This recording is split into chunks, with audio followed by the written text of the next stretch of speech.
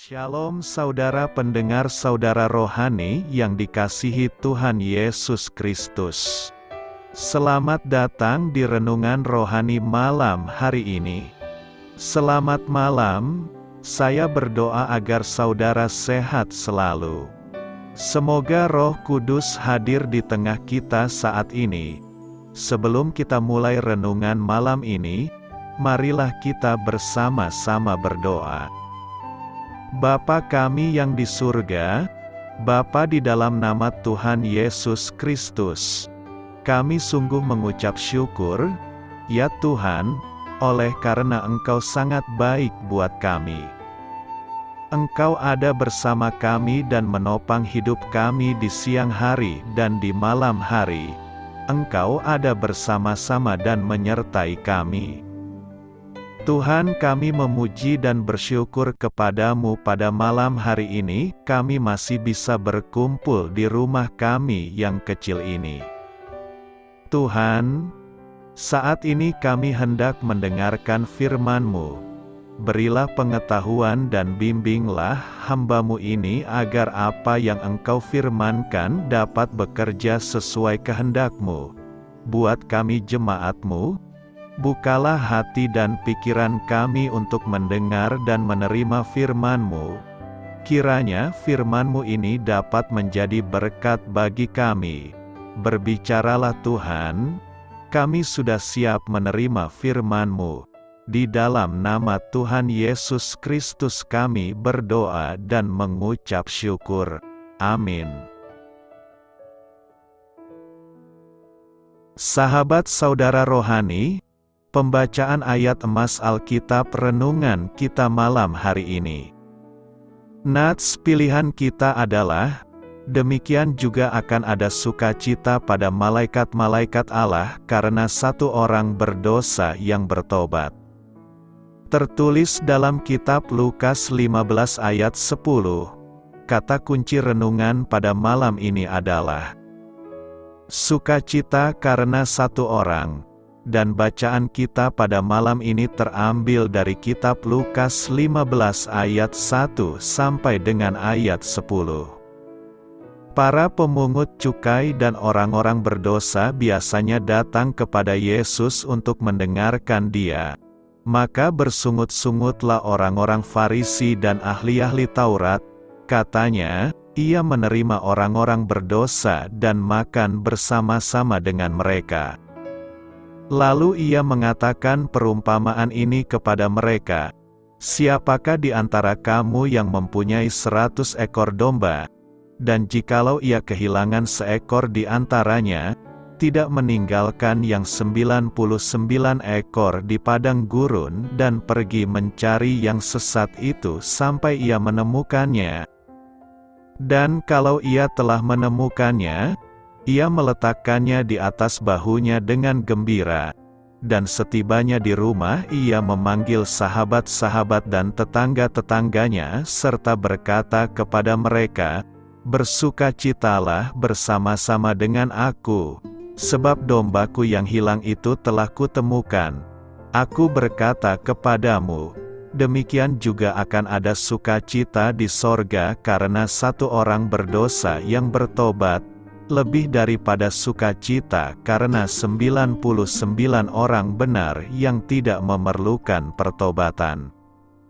Atau perempuan manakah yang mempunyai 10 dirham, dan jika ia kehilangan satu di antaranya, tidak menyalakan pelita dan menyapu rumah serta mencarinya dengan cermat sampai ia menemukannya, dan kalau ia telah menemukannya, ia memanggil sahabat-sahabat dan tetangga-tetangganya serta berkata, bersukacitalah bersama-sama dengan aku, sebab dirhamku yang hilang itu telah kutemukan. Aku berkata kepadamu, demikian juga akan ada sukacita pada malaikat-malaikat Allah karena satu orang berdosa yang bertobat. Terambil dari kitab Lukas 15 ayat 1 sampai dengan ayat 10. Topik dari ayat emas renungan kita adalah, jangan pernah meremehkan arti satu jiwa. Mari kita mulai renungan malam kita. Untuk memulai hal baik, serahkanlah segala sesuatu hanya kepada Tuhan. Kisah inspiratif. Banyak orang Kristiani dengan mudahnya mengikuti suatu pandangan keliru yang menyatakan bahwa kesaksian mereka kepada satu orang tidak akan mempunyai arti apa-apa. Akan tetapi, tentu saja apa yang kita baca dalam Injil tidak mendukung hal itu. Meskipun pelayanan umum yang dilakukan oleh Yesus hanya berlangsung sampai kurang lebih 3 tahun, Dia tidak pernah terlalu sibuk untuk menjalin relasi dengan setiap orang secara pribadi. Memang benar, Yesus telah berkhotbah di hadapan banyak orang di Yudea, memberi makan 5.000 orang yang berkumpul di dekat Danau Galilea, dan melayani banyak sekali orang di Kapernaum. Akan tetapi, Dia tidak pernah mengabaikan betapa berharganya satu jiwa. Dalam memberikan kesaksian pribadi, kita akan dikuatkan saat membaca percakapan Yesus dengan seseorang yang bernama Nikodemus pada suatu malam. Pertemuannya dengan seorang wanita di sebuah sumur di Samaria dan ketertarikannya secara pribadi terhadap seorang pria bernama Zakeus yang memanjat pohon ara supaya dapat melihat Tuhan dengan jelas. Betapa terkejutnya Zakeus ketika Yesus memanggilnya dari antara orang banyak dan berkata, "Zakeus, segeralah turun, sebab hari ini aku harus menumpang di rumahmu." Jika Anda pernah tergoda untuk mengecilkan arti kesaksian Anda pribadi kepada satu jiwa, maka ingatlah teladan yang telah diberikan Yesus. Alkitab mengatakan bahwa surga bersuka cita karena ada satu orang berdosa yang bertobat. Sukacita karena orang berdosa bertobat. Lukas 15 ayat 10 berkata, "Aku berkata kepadamu, demikian juga akan ada sukacita pada malaikat-malaikat Allah karena satu orang berdosa yang bertobat." Pertobatan satu orang sangat berharga sekali nilainya. Malaikat Allah akan bersukacita atas pertobatan satu orang saja. Apalagi jika banyak orang bertobat, maka malaikat sorga pun akan bersorak-sorai dan mengagungkan Allah. Nilai jiwa manusia adalah sangat berharga di mata Tuhan. Hal itu menunjukkan bahwa Tuhan sangat mengasihi jiwa-jiwa lebih dari ciptaannya yang lain, karena manusia diciptakan menurut gambar dan rupanya. Itulah sebabnya ketika manusia jatuh dalam dosa, meninggalkannya dan tersesat, hati Tuhan sedih. Dilandasi atas kasih-Nya yang tak terbatas dan inisiatifnya sendiri, Bapa ingin membawa setiap jiwa yang terhilang itu kembali kepadanya, walau dengan harga yang teramat mahal, yaitu dengan tidak menyayangkan putra tunggalnya yang diutusnya untuk turun ke dunia demi menyelamatkan manusia.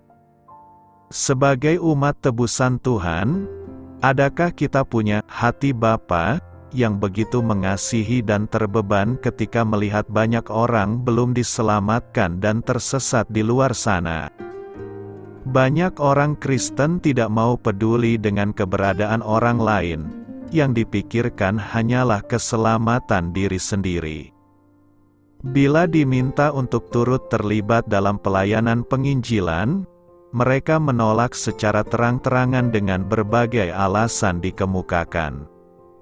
Kalaupun kita tidak bisa terjun langsung ke ladang Tuhan untuk melayani jiwa-jiwa, kita bisa turut ambil bagian dengan mendukung pelayanan misi penginjilan, menjadi sponsor untuk sekolah-sekolah misi atau pos-pos pi, atau pekabaran Injil, dan lain-lain. Rasul Paulus menasihati, "Beritakanlah firman, siap sedialah baik atau tidak baik waktunya. Nyatakanlah apa yang salah, tegurlah dan nasihatilah dengan segala kesabaran dan pengajaran. tetapi kuasailah dirimu dalam segala hal, sabarlah menderita, lakukanlah pekerjaan pemberita Injil dan tunaikanlah tugas pelayananmu. Jangan berkata tidak bisa, sebab umat Tuhan harus turut ambil bagian dalam tugas penyelamatan jiwa-jiwa ini, karena kita adalah saksi-saksinya. Tunjukkanlah belas kasihan kepada mereka yang ragu-ragu, selamatkanlah mereka dengan jalan merampas mereka dari api, dan lihatlah sekelilingmu dan pandanglah ladang-ladang yang sudah menguning dan matang untuk dituai. Jika kita mau menolong satu jiwa saja, maka seluruh sorga akan bersorak-sorai, dan mahkota sudah Tuhan sediakan bagi pemenang jiwa. Karena itu, selagi masih ada waktu marilah berjuang menobatkan satu orang saja agar malaikat sorga bersukacita. Apakah keselamatan bertuhan? Doktrin keselamatan bertuhan mengajar bahwa ketundukan terhadap Kristus sebagai Tuhan berpaduan dengan doktrin mempercayai Kristus sebagai Juru Selamat. Keselamatan bertuhan ini berseberangan dengan mudah percayaisme atau ajaran bahwa keselamatan datang dengan penerimaan fakta-fakta tertentu. John MacArthur, yang menjelaskan keselamatan bertuhan dalam karya tulisnya The Gospel According to Jesus, Injil menurut Yesus, merangkum ajaran ini sebagai berikut. Panggilan untuk beriman dalam Injil sudah mengandung pengertian bahwa orang berdosa harus bertobat dan tunduk kepada otoritas Kristus. Dalam kata lain, seorang berdosa yang menolak bertobat tidaklah selamat, karena ia tidak dapat berpegang pada dosanya dan sekaligus pada Juru Selamatnya.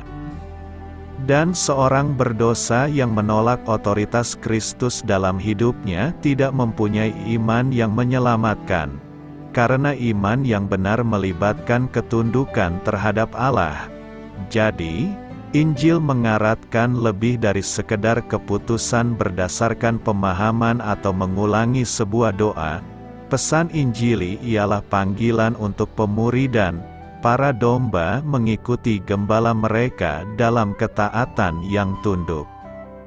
Para pembela keselamatan bertuhan ini menunjuk pada berbagai himbauan Yesus terhadap para pemimpin agama yang munafik sebagai bukti bahwa semata-mata persetujuan saja terhadap fakta-fakta rohani tidak dapat menyelamatkan seseorang.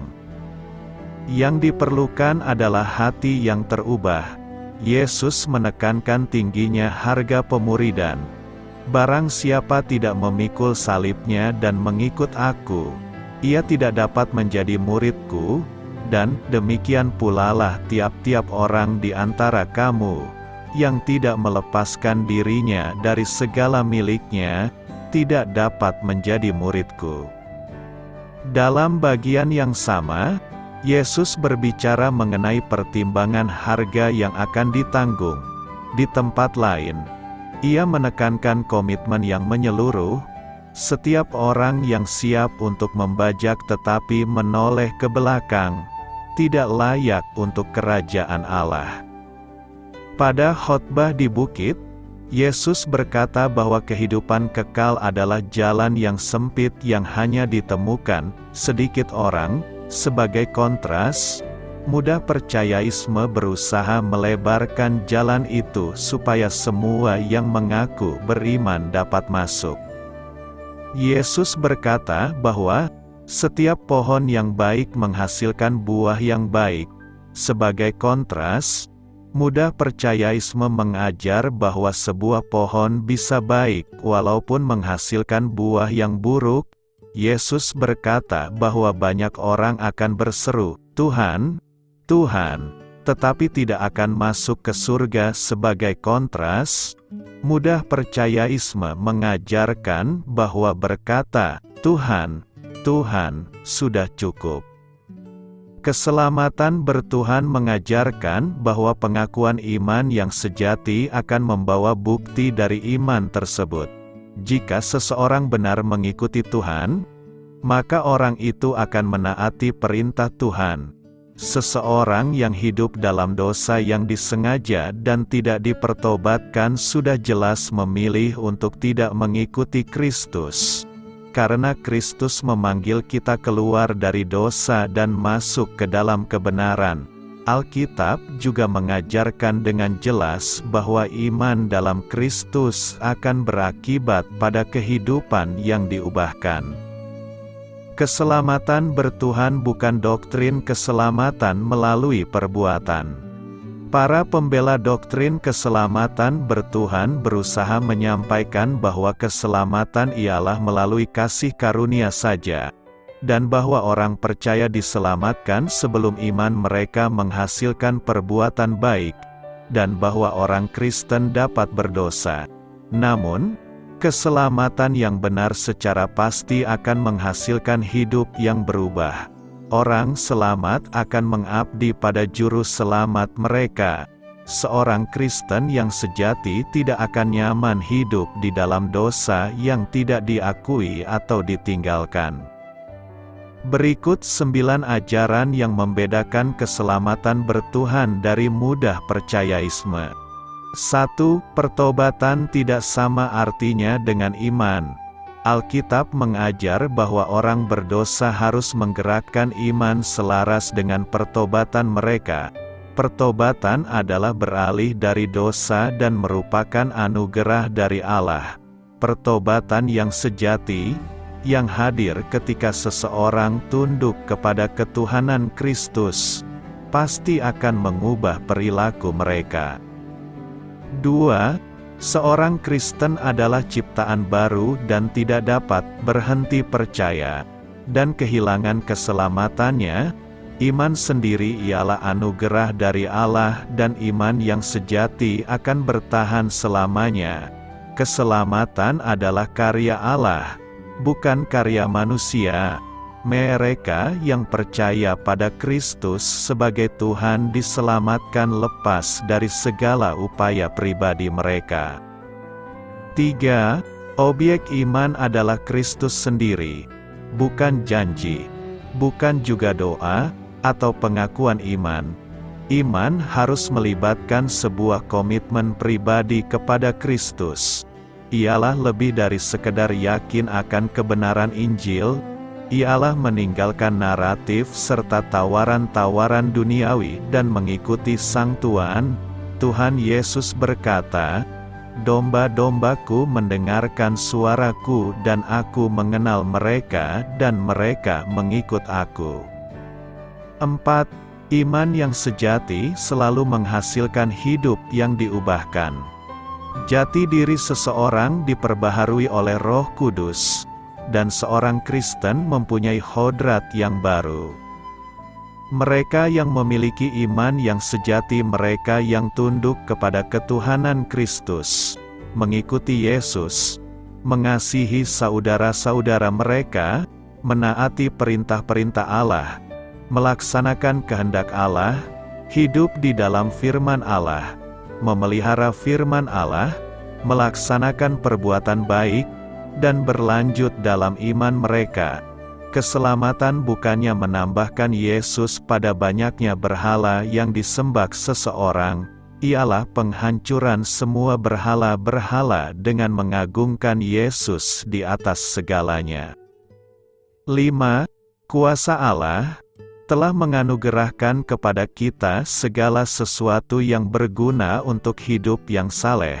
Keselamatan bukan semata-mata tiket ke surga saja. Ialah sarana yang olehnya kita dikuduskan secara praktek dalam kehidupan ini dan yang olehnya kita bertumbuh dalam kasih karunia. 6. Alkitab mengajar bahwa Yesus adalah Tuhan di atas segalanya. Kristus mengaratkan ketundukan yang tidak berkondisi pada kehendaknya. Mereka yang hidup dalam pemberontakan terhadap kehendak Allah tidak mendapatkan kehidupan kekal, karena Allah menentang orang yang congkak, tetapi mengasihani orang yang rendah hati. 7. Mereka yang benar-benar mempercayai Kristus akan mengasihinya. Mereka yang kita kasihi juga akan kita usahakan senang. 8. Alkitab mengajarkan bahwa perilaku adalah tolak ukur iman yang penting. Ketaatan adalah bukti bahwa iman seseorang itu bukan rekayasa. Jika seseorang tidak bersedia menaati Kristus, orang itu membuktikan bahwa imannya palsu. Seseorang dapat mengklaim Yesus sebagai juru selamat dan bertindak seolah-olah taat untuk beberapa waktu. Namun jika tidak ada perubahan hati, maka hodrat sejatinya akan terungkap pada akhirnya. Begitulah kasusnya Yudas Iskariot. 9. Orang percaya sejati mungkin dapat tersandung dan jatuh, tetapi iman mereka akan bertahan. Inilah kasusnya Simon Petrus, seorang percaya yang beralih dari Tuhan, menunjukkan bahwa ia tidak pernah lahir baru. Seorang yang telah dibebaskan dari dosa melalui iman dalam Kristus tidak seharusnya mengingini gaya hidup yang berdosa. Tentunya, pertumbuhan rohani dapat terjadi secara serentak atau bertahap, tergantung dengan orangnya dan kondisinya, dan perubahan yang terjadi mungkin tidak begitu kelihatan pada mulanya. Namun, pada akhirnya, Allah mengetahui barang siapa kepunyaannya, dan Ia akan mendewasakan kita semua sesuai dengan jadwal sempurnanya. Dapatkah seorang Kristen hidup karnal selama di dunia ini, menikmati dosa, dan tidak pernah berwasya memuliakan Tuhan yang menyelamatkan dirinya? Dapatkah seorang berdosa menolak ketuhanan Kristus tetapi mengklaimnya sebagai juru selamat? Dapatkah seseorang mengucapkan doa orang berdosa dan melewati kehidupannya seolah-olah tidak ada yang pernah terjadi dan masih mengklaim sebagai orang Kristen? Keselamatan berTuhan berkata, tidak seharusnya kita memberi harapan palsu bagi orang berdosa yang tidak bertobat. Sebaliknya, kita harus menyatakan keseluruhan maksud Allah. Kamu harus dilahirkan kembali. Sukacita di surga karena satu orang berdosa bertobat. Lukas 15 ayat 7 berkata, Aku berkata kepadamu, demikian juga akan ada sukacita di surga karena satu orang berdosa yang bertobat, lebih daripada sukacita karena 99 orang benar yang tidak memerlukan pertobatan. Untuk memahami nas hari ini, kita perlu melihat latar belakangnya dari peristiwa Yesus sedang menjawab kecaman beberapa orang Farisi dan ahli Taurat yang mengeluh bahwa dia berteman dengan orang-orang berdosa dan makan bersama mereka. Yesus kemudian menceritakan 3 perumpamaan, yaitu perumpamaan domba yang hilang, perumpamaan uang dirham yang hilang, dan perumpamaan anak yang hilang. Dalam perumpamaan domba yang hilang, gembala meninggalkan 99 domba yang tidak hilang dan mencari dengan tekun satu domba yang hilang hingga menemukannya. Setelah menemukan domba yang hilang, gembala itu mengundang teman-temannya untuk bersuka cita, karena domba yang hilang telah ditemukan. Pada saat itu, Yesus mengakhiri perumpamaan dengan mengatakan dalam Lukas 15 ayat 7, demikian juga akan ada sukacita di surga karena satu orang berdosa yang bertobat, lebih daripada sukacita karena 99 orang benar yang tidak memerlukan pertobatan. Pernyataan ini dimaksudkan untuk menunjukkan bahwa ketika seorang berdosa bertobat dan kembali kepada Allah, sukacita dan kegembiraan di surga akan lebih besar daripada sukacita atas mereka yang tidak memerlukan pertobatan. Dalam konteks perumpamaan, Yesus ingin menyampaikan bahwa setiap orang berdosa yang bertobat dan kembali kepada Allah sangat berharga di matanya. Allah dengan sukacita menerima mereka yang telah tersesat dan kembali kepadanya. Pernyataan ini juga menekankan pentingnya kasih dan belas kasihan Allah terhadap orang berdosa yang bertobat, serta pentingnya kegembiraan di surga atas pertobatan mereka.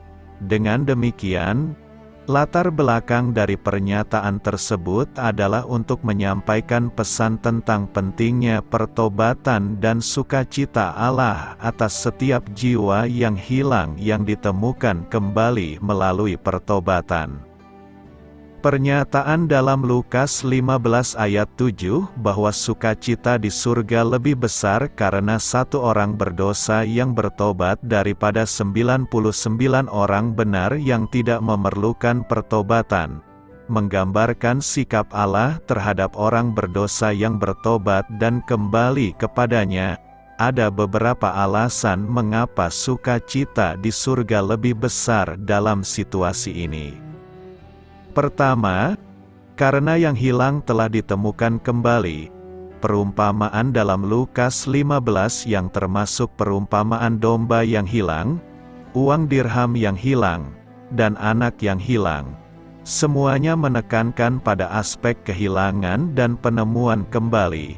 Ketika seseorang yang hilang ditemukan kembali, baik itu seorang berdosa yang bertobat, domba yang hilang, atau anak yang hilang, ada sukacita besar karena mereka telah kembali ke dalam relasi yang baik dengan Allah atau orang-orangnya. Kedua, karena kasih Allah yang luar biasa. Pernyataan ini juga mencerminkan kasih Allah yang luar biasa terhadap orang berdosa. Allah mengasihi dan berharap agar setiap orang bertobat dan kembali kepadanya. Ketenangan dan keadilan yang dimiliki oleh 99 orang benar tidak mempengaruhi kasih Allah yang tak terbatas terhadap mereka yang berdosa. Ketiga, karena kebahagiaan atas keselamatan jiwa, sukacita di surga yang lebih besar atas satu orang berdosa yang bertobat adalah cerminan dari kepentingan yang lebih besar, yaitu keselamatan jiwa mereka. Allah menginginkan setiap jiwa yang hilang diselamatkan dan mendapatkan hidup yang kekal bersamanya. Kemenangan atas kehilangan dan keselamatan jiwa manusia adalah alasan utama sukacita di surga. Dalam rangkaian perumpamaan ini, Yesus ingin menyoroti pentingnya setiap jiwa yang hilang dan pentingnya pertobatan mereka. Pernyataan itu menegaskan bahwa sukacita di surga atas satu orang berdosa yang bertobat lebih besar karena itu mencerminkan kasih Allah yang mendalam dan kepentingannya dalam keselamatan jiwa manusia. Apa yang perlu kita renungkan dari nas hari ini? Pernyataan dalam Lukas 15 ayat 7 memberikan beberapa renungan penting bagi kita sebagai pembaca. Berikut adalah beberapa hal yang perlu direnungkan dari pernyataan ini. Pertama, pentingnya pertobatan bagi orang berdosa. Pernyataan ini menggarisbawahi pentingnya pertobatan dalam kehidupan seseorang. Pertobatan adalah tindakan sadar untuk meninggalkan dosa dan kembali kepada Allah. Sukacita di surga yang lebih besar karena pertobatan menunjukkan bahwa Allah sangat menghargai langkah-langkah yang diambil oleh seseorang untuk mendapatkan kembali hubungan yang benar dengannya. Ini mengajak kita untuk selalu membuka hati dan siap untuk bertobat ketika kita melakukan kesalahan atau menjauh dari jalan yang benar. Kedua, kita memerlukan tindakan kasih dan belas kasihan Allah. Pernyataan ini memperlihatkan kasih dan belas kasihan Allah yang besar terhadap orang berdosa. Allah tidak hanya peduli dengan orang-orang yang telah hidup dengan benar, tetapi juga dengan mereka yang tersesat dan jauh darinya. Ini mengajarkan kepada kita bahwa tidak ada dosa atau kesalahan yang terlalu besar bagi Allah untuk mengampuni jika seseorang dengan tulus bertobat dan mengubah hidupnya. Ketiga, pentingnya mengasihi sesama. Pernyataan ini juga mengingatkan kita akan pentingnya mengasihi dan peduli terhadap sesama. Ketika ada seseorang yang bertobat, kita harus merasa sukacita dan memberikan dukungan kepada mereka dalam proses perubahan hidup mereka. Tidak boleh ada sikap sombong atau meremehkan orang lain hanya karena mereka tampak benar secara lahiriah. Sebaliknya, kita harus memiliki sikap rendah hati dan terbuka untuk memberikan kasih dan dukungan kepada mereka yang sedang dalam perjalanan pertobatan. Keempat, mengutamakan keselamatan sebagai prioritas utama. Pernyataan ini menegaskan bahwa keselamatan jiwa adalah prioritas utama bagi Allah. Sukacita di surga yang lebih besar atas satu orang berdosa yang bertobat menggarisbawahi betapa berharganya setiap jiwa bagi Allah. Ini mengingatkan kita bahwa kita juga harus mengutamakan keselamatan jiwa orang lain dalam hidup kita, berbagi Injil, dan memberikan kesaksian tentang kuasa transformasi yang ada dalam Kristus. Pernyataan ini mendorong kita untuk memiliki sikap rendah hati, terbuka terhadap pertobatan, mengasihi sesama, dan memprioritaskan keselamatan jiwa. Karena itu, melalui pertobatan, kita dapat mengalami sukacita yang mendalam dan bergabung dengan sukacita di surga yang ada ketika seseorang yang hilang ditemukan dan kembali kepada Allah. Beritakanlah Injil kepada segala makhluk, hormatilah semua orang. Selamat beristirahat malam dalam kasih setia Tuhan. Doa saya menyertai saudara sekalian, mari bertumbuh dalam iman bersama saudara rohani. Saya memberkati Anda agar sewaktu Anda mencarinya dari Dia, Bapa Surgawi Anda akan memberikan bagi Anda roti harian Anda. Dalam nama Yesus Kristus, Tuhan yang berkuasa atas alam semesta dan menuntun kita kepada iman yang menyelamatkan, Tuhan Yesus menyertai senantiasa. Terima kasih sudah berkenan mendengarkan renungan malam saudara rohani. Tuhan memberkati. Amin.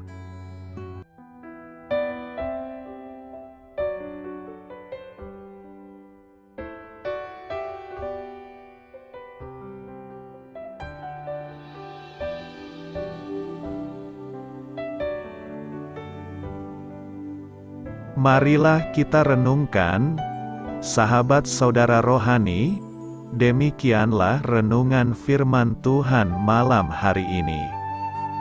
Semoga menjadi berkat di dalam hidup kita dan menjadikan kita pribadi yang lebih baik. Sebelum kita beristirahat pada malam hari ini, marilah kita berdoa. Bapa kami yang di surga, Bapa di dalam nama Tuhan Yesus Kristus, kami sungguh mengucap syukur, ya Tuhan, oleh karena Engkau sangat baik buat kami. Engkau ada bersama kami dan menopang hidup kami di siang hari dan di malam hari. Engkau ada bersama-sama dan menyertai kami, ya Tuhan Yesus.